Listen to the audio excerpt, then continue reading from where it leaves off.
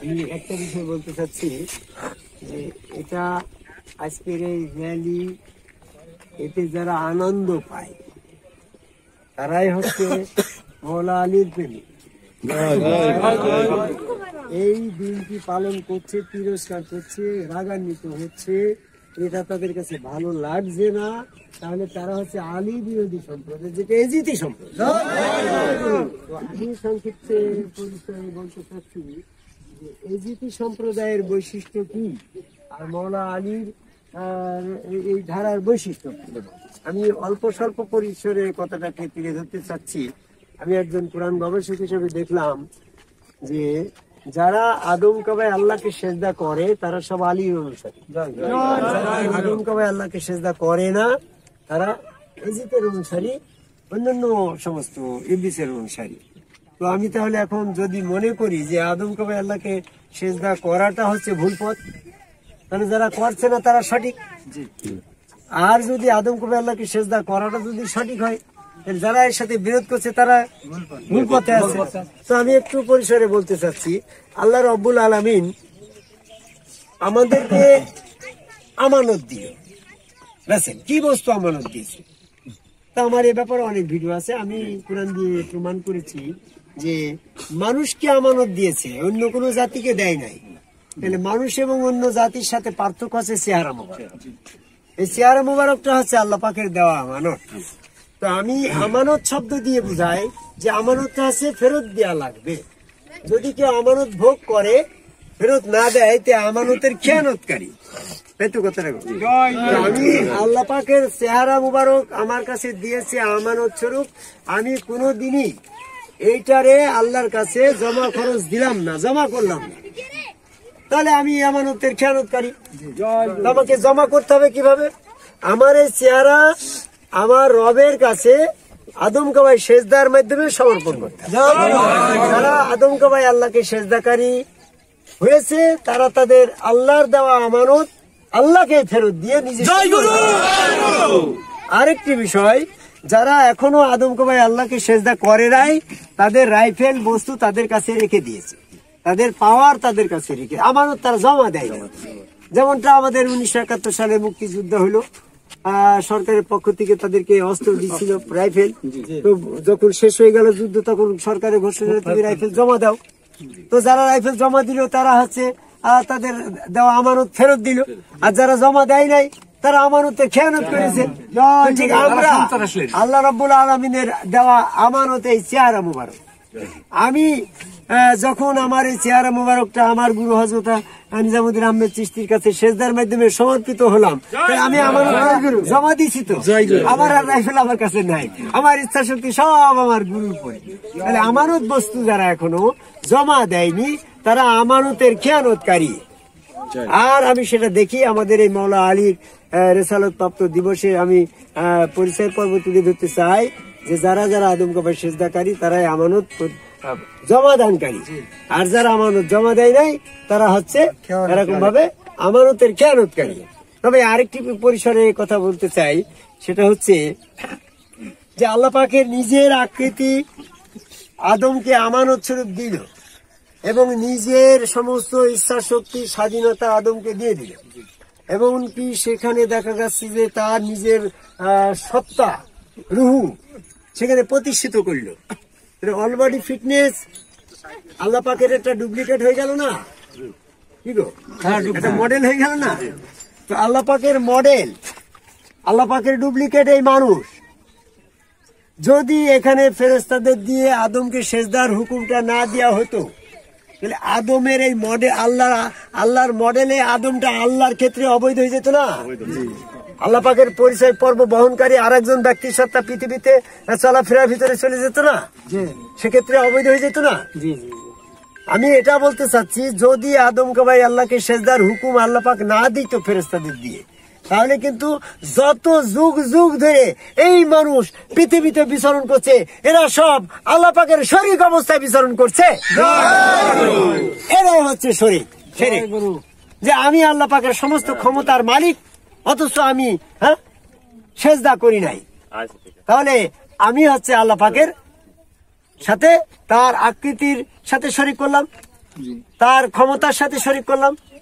তার যে আল্লাহ পাকের যে ইচ্ছা শক্তি ছিল, যা ইচ্ছা তাই করতে পারে, আমিও তাই তো পারি। হ্যাঁ, তাহলে আমি আমার অবয়ব নিয়ে ঘুরে বেড়াচ্ছি, তার মানে আমি আল্লাহ পাকের আর একটা ডুপ্লিকেট হয়ে ঘুরে বেড়াচ্ছি না। এই জন্য যারা যারা এখন আদম কবর সেজদা করে নাই তারাই কিন্তু শিরকবাদে গণ্য আছে।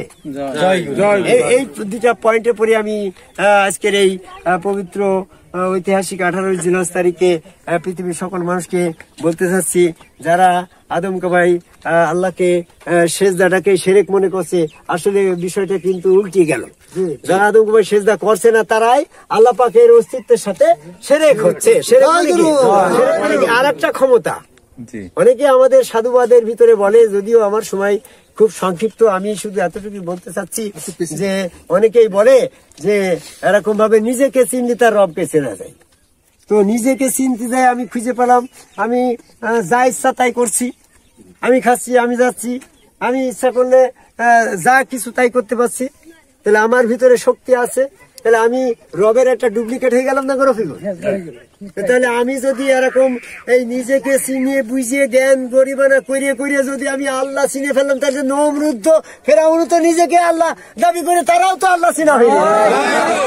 এই ধরনের মূর্খতা কেন থাকবে? বরং এটা বলা হয়েছে যে তুমি তোমার নিজেকে চিনে দেখো, তুমি আল্লাহ হয়ে গেছো। আর যখন তুমি আল্লাহ হয়ে গেছো, তখন এই অবস্থায় যদি তোমার মৃত্যু হয়, তাহলে নমরুদ ফেরাউনের কাতারে তোমার মৃত্যু হবে, তুমি কাফের অবস্থায় মৃত্যুবরণ করবা। এই জন্য সাথে সাথে তোমাকে গুরুর কাছে যে আদম কবাই সেজদার মাধ্যমে স্যালেন্ডার হতে হবে। স্যালেন্ডার হতে পারছো কেন? তুমি তো চিনে ফেলো যে তুমি যে সত্তাটা ঘুরে বেড়াচ্ছ, এটা তো আল্লাহ সত্তারই ডুপ্লিকেট। এই জন্য এটারে সেজদা দিয়ে তোমাকে বৈধতায় আনতে হবে। তো আমি অনেক কথা বলি, আমার কথা হয়তো পৃথিবীর অনেকের ভালো লাগে না, আর যাদের কাছে যাদের ভালো লাগে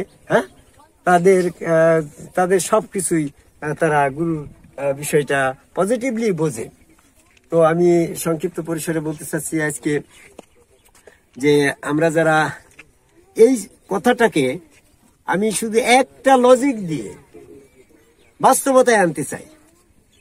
আদম তৈরি করলো ভালো, আদম আল্লাহর খেলাফত হইলে ভালো, আল্লাহর নিজ রূপে আদম তৈরি করলে এটাও ভালো, কিন্তু সেখানে সেজদা যদি না দিতে বলতো, তাহলে পরিস্থিতি যে জায়গায় দাঁড়াইতো, আজকের পরিস্থিতি যারা আদম কবাই সেজদা করছে তাদের পরিস্থিতি ঠিক সেই জায়গায় আছে।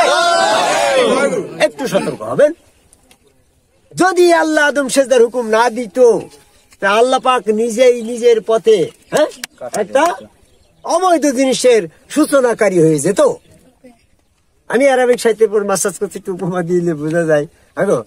এরকম ভাবে এই যে তোমার স্বামী যদি স্ত্রীর জন্য স্বামী তো একটা ঠিকানা, ওই স্বামী যদি আর একটা ঠিকানা তৈরি করে সেখানে যদি কাবিননামা স্বাক্ষর না করে, তালাক দিয়ে ওখানে বিয়ে শাদী না দেয়, তাহলে স্বামী কি দুইজন হয়ে গেল না? ঠিক। আল্লাহ একটা স্বামী, আর আদম একটা স্বামী, ঠিক।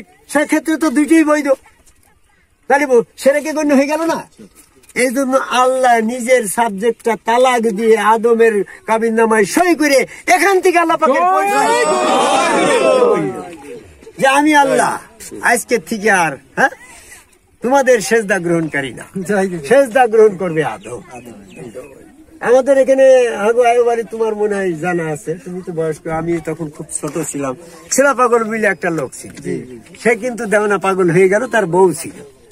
সে বাড়ি এসে বউটা তালাক দিয়ে আরেকজনের সাথে বিয়ে দিয়ে সংসার ত্যাগ করে চলে গেল। তাহলে নিজের বউ সে নিজে তালাক দিয়ে আরেকজনের সাথে বিয়ে দিয়ে সংসার ত্যাগী হয়ে গেল। তো ঠিক এরকম ভাবে আল্লাহ পাক আদম তৈরি করে নিজের আমিত্ব আল্লাহ পাকের প্রভুত্বকে তালাক দিয়ে বান্দাদের জন্য আদমকে প্রতিষ্ঠিত করে গেল, যেন তারা এখন থেকে আদমের প্রেমের প্রেমিক হয়ে আল্লাহ খোঁজে। এজন্য আমি উপমা দিতে গিয়ে হয়তো বা অন্য আদার্স কেউ অন্যদিকে নেবেন না। তো আমার কথাটা ছিল এইটাই, যদি আল্লাহ আদমকে সেজদা করতে না বলতো, তাহলে চরম একটা ফেতনায় জড়িয়ে যেতাম আমরা। এই ফেতনা থেকে বাঁচার জন্য আল্লাহ আদম সেজদা নির্দেশ করেছে। যারা আদম সেজদা করছে না, তারাই কিন্তু শিরকের ভিতরে, এই ফেতনার ভিতরে আল্লাহকে ফিরে রেখেছে। তো আমি সংক্ষিপ্ত পরিসরে আজকে এই পবিত্র ঐতিহাসিক 28 জিলহজের মৌলা আলীর অভিষেক দিবস উদযাপন উপলক্ষে গাদি রকমের শুভেচ্ছা। এই লগ্নে পৃথিবীর সকল মানুষকে আদম ভাই আল্লাহকে সেজদার মাধ্যম দিয়ে মৌলা আলীর দিনটি প্রতিষ্ঠিত করার আহ্বান করে আমার কথা শেষ করি।